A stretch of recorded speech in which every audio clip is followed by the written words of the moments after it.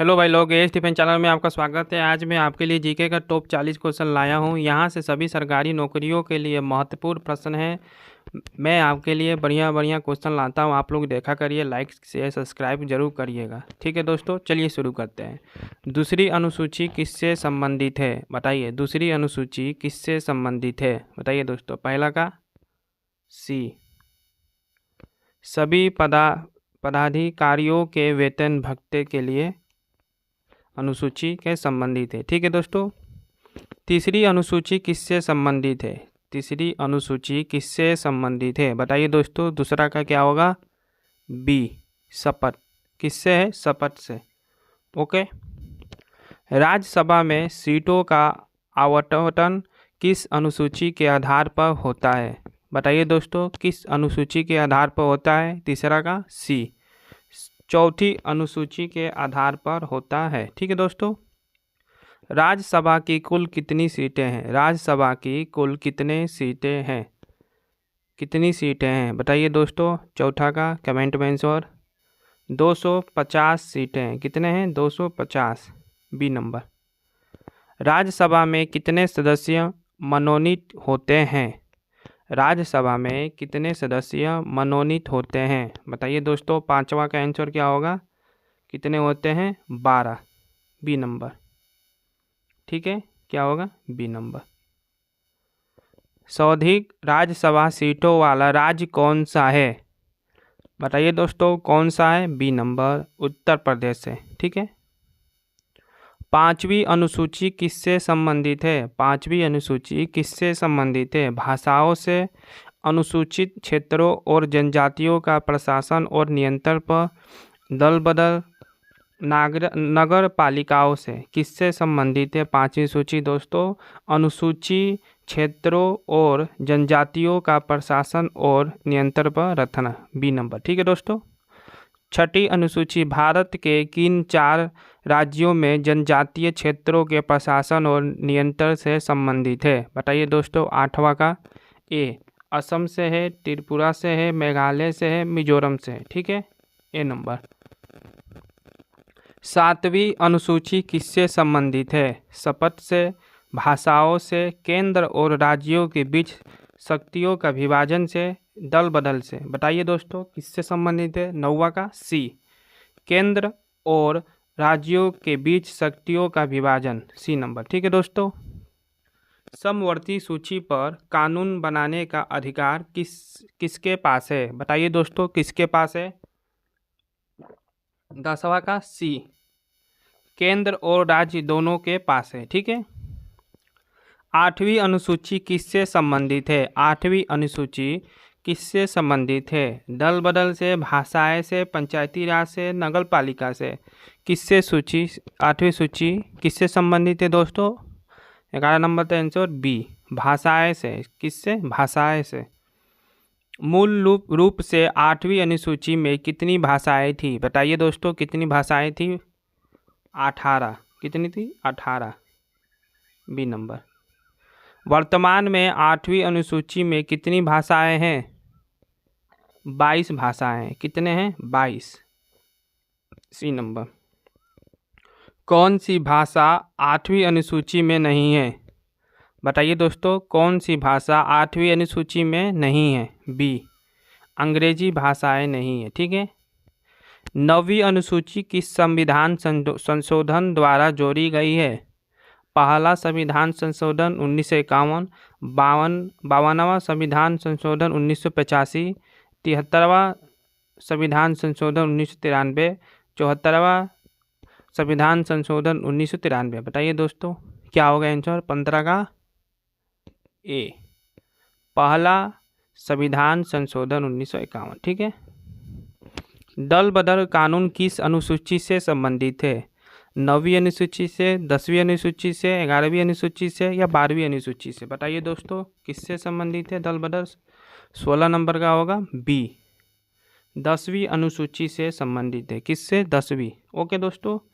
पंचायती राज किस अनुसूची से संबंधित है? पंचायती राज किस अनुसूची से संबंधित है? बताइए दोस्तों। 17 का सी, 11वीं अनुसूची से संबंधित है। ठीक है।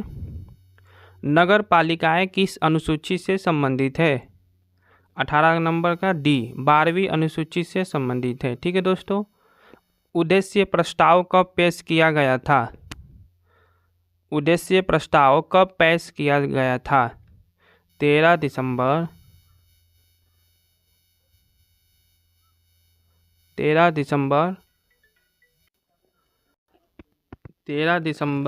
1946। क्या है? 1946। ठीक है दोस्तों। बी नंबर क्या होगा आंसर? बी। उद्देश्य प्रस्ताव किसने पेश किया था? उद्देश्य प्रस्ताव किसने पेश किया था? 20वां का दोस्तों सी जवाहरलाल नेहरू जी ने किया था। ठीक है। उद्देश्य प्रस्ताव को कब स्पीकर उद्देश्य प्रस्ताव को कब स्वीकार किया गया था? बताइए दोस्तों। 21 का आंसर क्या होगा? बी 22 जनवरी 1947 को किया गया था स्वीकार। प्रस्तावना को संविधान का भाग किस मामले में माना गया? 22 नंबर का दोस्तों बताइए। B Keshavananda Bharati case. ठीक है दोस्तों। केशवानंद भारती केस ने माना था। ठीक है। प्रस्तावना में कितनी बार संशोधन किया गया है? बताइए। प्रस्तावना में कितनी बार संशोधन किया गया है? एक बार। कितनी बार? एक बार। ए नंबर।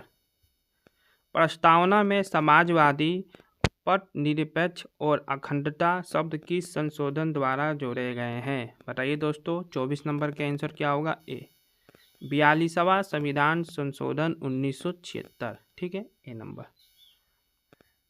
प्रस्तावनाओं की भाषा किस देश से प्रेरित है? बी ऑस्ट्रेलिया से है। ठीक है। ऑस्ट्रेलिया से। गोल्डन हैट्रिक किसकी आत्मकथा है? बताइए दोस्तों। किसकी आत्मकथा है? बलबीर सिंह का है। C number. ठीक है। प्लेइंग इट विन किसकी आत्मकथा है? 27 नंबर का दोस्तों क्या होगा? ए साइना नेहवाल। ठीक है। साइना नेहवाल किसकी है? Saina Nehwal. The race of my life किसकी आत्मकथा है? बताइए दोस्तों। 28 नंबर का आंसर क्या होगा? बी मिल्खा सिंह का है। किसका है? मिल्खा सिंह का। स्टेट फ्रॉम द हार्ट किसकी आत्मकथा है? बताइए दोस्तों। किसकी आत्मकथा है? बी नंबर कपिल देव का है। ठीक है। कपिल देव। मेजर ध्यानचंद खेल रत्न पुरस्कार का पुराना नाम क्या था? बताइए दोस्तों। क्या था? बी नंबर राजीव गांधी खेल रत्न पुरस्कार था। ठीक है। मेजर ध्यानचंद खेल रत्न पुरस्कार की शुरुआत कब हुई थी? बताइए दोस्तों। कब हुई थी? 1991 से 92 का। ठीक है। B number. मेजर ध्यानचंद खेल रत्न पुरस्कार प्राप्त करने वाले पहले व्यक्ति कौन थे? बताइए दोस्तों। कौन थे? विश्वनाथन आनंद थे। ठीक है। B number. मेजर ध्यानचंद खेल रत्न पुरस्कार की वर्तमान पुरस्कार राशि कितनी है? कितनी है दोस्तों? 25 लाख रुपया। कितनी है? 25 लाख। ठीक है। C number.